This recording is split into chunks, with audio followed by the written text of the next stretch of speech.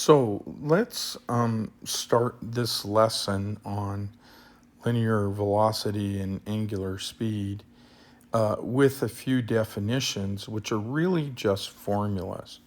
So, linear speed, essentially, if we talk about an object, all right, that's going around and around the circle, then that object is going to travel some arc, okay, whether it goes partially around the circle or it keeps going all around the circle over and over and over, okay?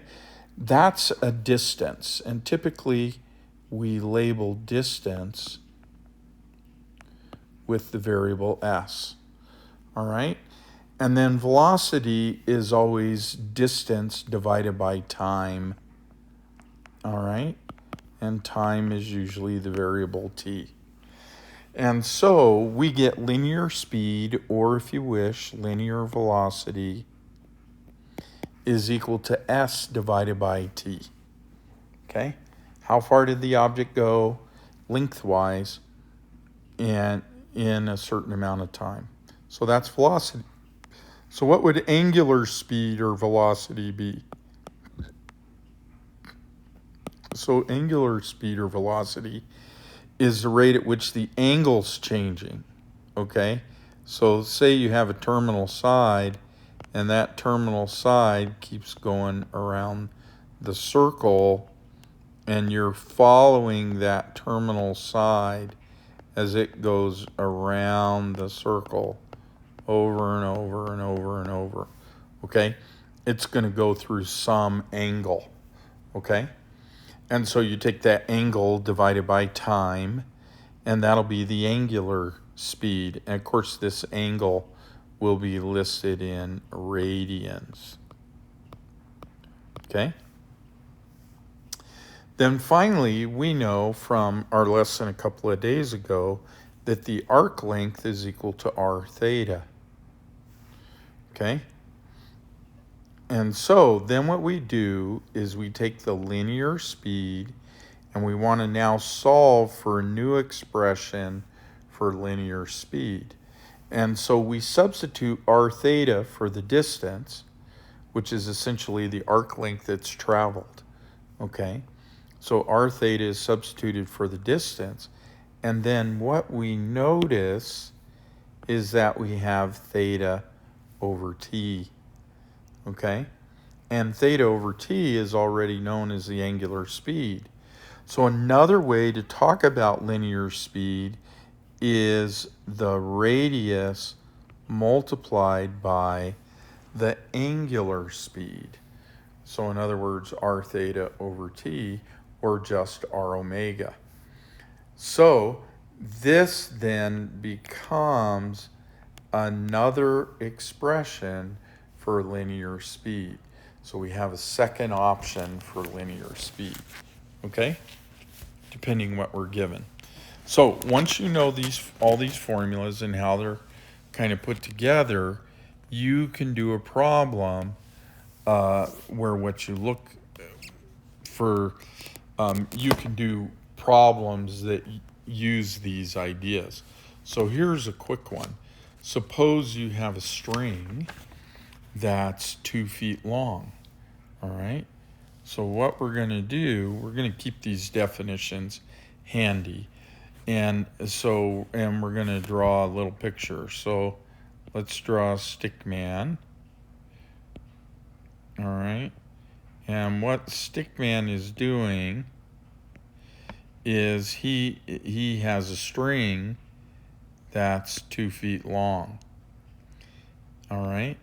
And he's spinning that string around in a circle. So if you can imagine, this is going to come around some sort of circle, okay? So he's spinning that in a circle, and the radius is then going to be 2 feet, okay? As he spins that around, that's 2 feet, okay? And then what we also know is he's doing it at 180 revolutions per minute. So per minute. This is called an RPM, by the way, a revolution per minute. So let's talk about a revolution first of all. Does a revolution give you an angle measure? Well, if you think about it, one revolution is equal to 2 pi radians, okay? So 180 revolutions is going to equal 180 times 2 pi, which would be the length. And so the arc length on this one, the length of the object, the distance it traveled, would be 360 pi. So really it went quite a long way, okay? And so we have this guy spinning around the object at 180 revolutions per minute, and they say find the linear speed, okay? So what is this? This is the angle that he used, all right? 360 pi radians per minute, okay? Now, what we want to do is we can since this is an angle radians per minute over a unit of time, if we multiply that, here's what we're looking at. Take a look at that. We have a theta, all right, 360 pi. We know the time is per minute, so we have a theta over t, which is an angular speed. So if we just multiply that by the radius, we will get the linear speed, which is what they want us to find. So the linear speed is v equals the radius 2 times 360 pi. And that'll give us 2 times 360 gives us that the linear speed is 720 pi feet per second. All right? And that's kind of how you do these problems. Or not feet per second, I apologize. That's feet per minute. Now, at this point, they could ask you to multiply this out, right, and get an approximation.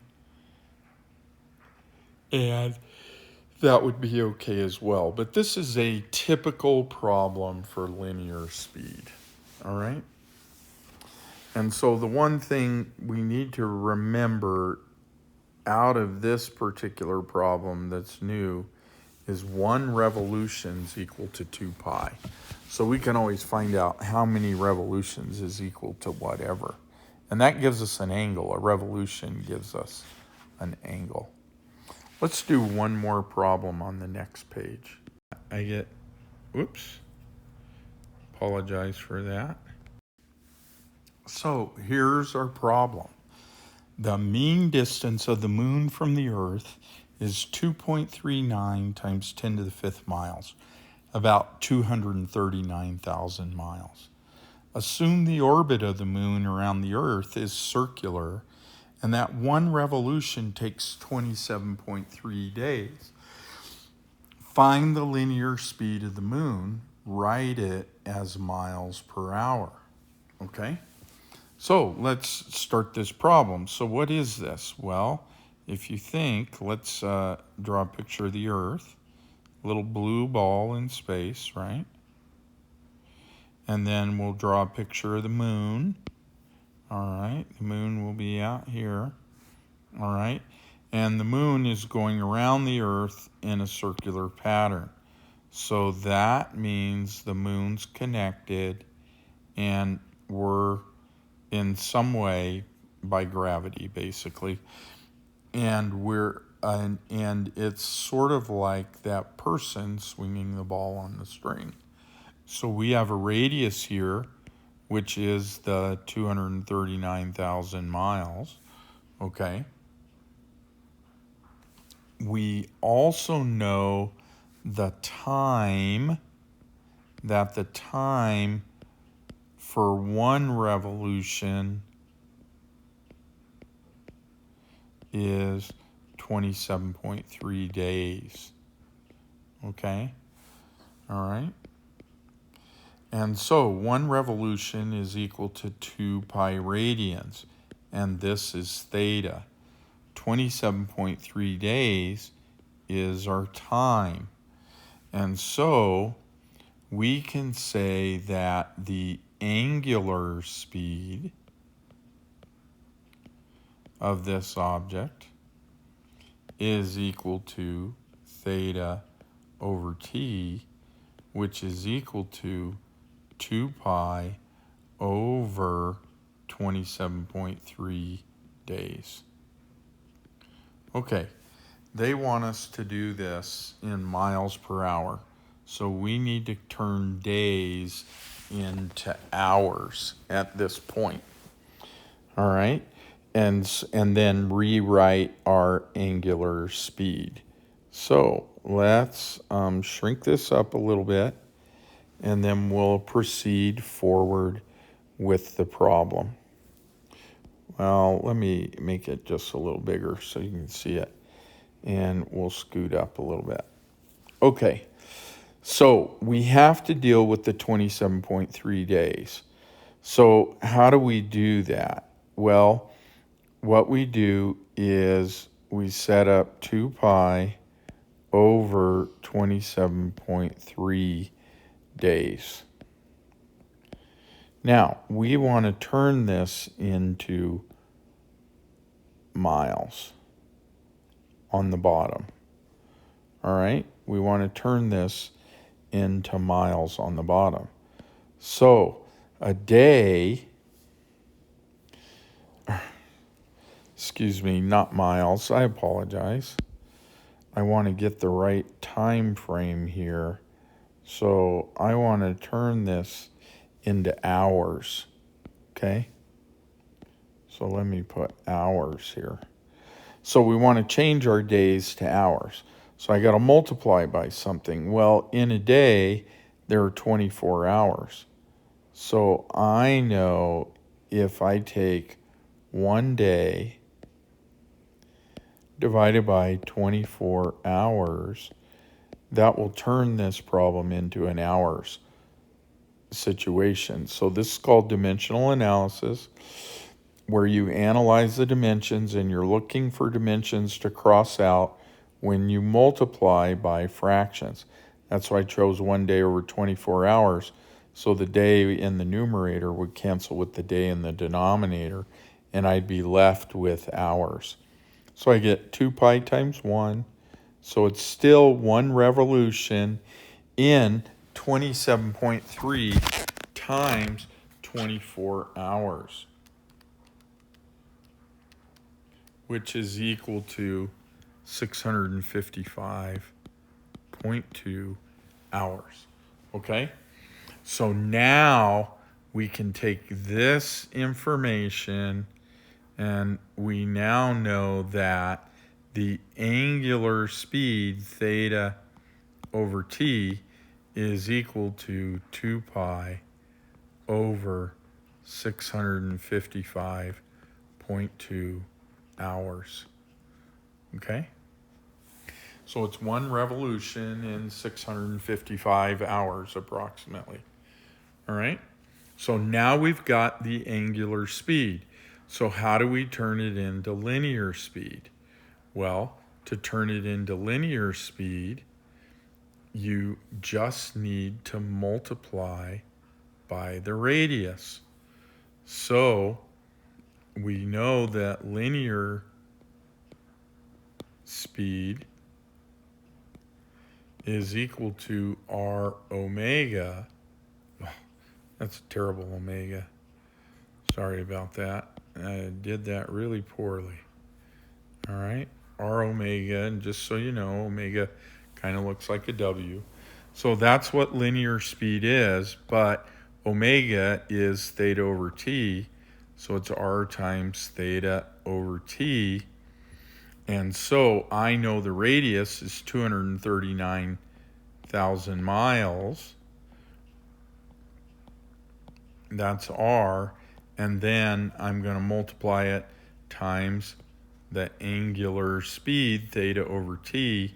So multiply it times 2 pi over 655.2 hours. Now you'll notice the 239,000 is miles. So this is going to be, when I calculate it, it's going to be miles per hour. All right? And so I'll do that right here. 239,000 times 2 pi divided by 655.2.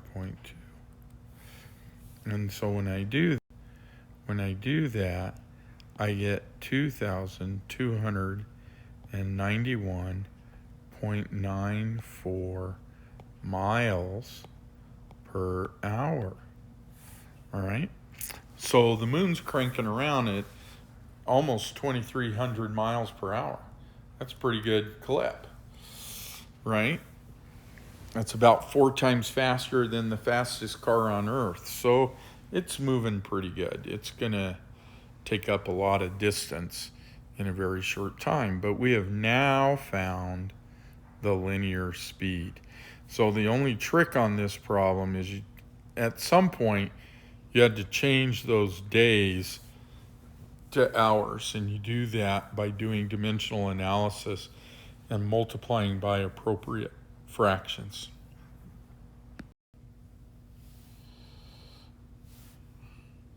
Well, let me talk about this a little bit more. Let me add a slide here, and let's kind of chit-chat about this a little bit. What you had were 4 formulas, right? You need to know, if I just write down the formulas, and that's all I'm doing here, all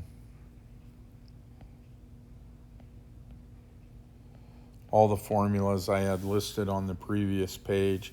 Now, knowing what their names are is important here. But the other thing you have to do, you have to know how to manipulate these formulas to get what you want. All right? And so this one's a real important one. That's the linear speed. But you can use combinations of these formulas to find other things. Okay? And so make sure that you keep this in mind, okay? And I think I had one wrong one here. I think that's R theta. There we go. And this is arc length, which we know from before. And so we've used all these to manipulate and get what we want, which was eventually this linear speed formula, which can also be written as R omega, because omega is equal to theta over t. All right? So that's how you do these. And you can use these to find any variable. So good luck. Have a great day today.